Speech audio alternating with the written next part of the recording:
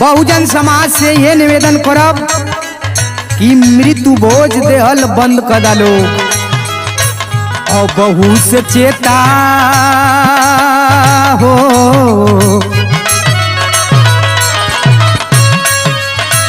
और बहू से चेतायापन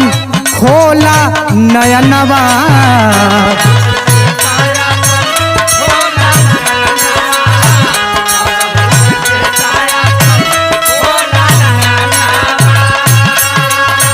बंद मृत्यु भोज करा बंद मृत्यु भोज करा करिला यलनवा।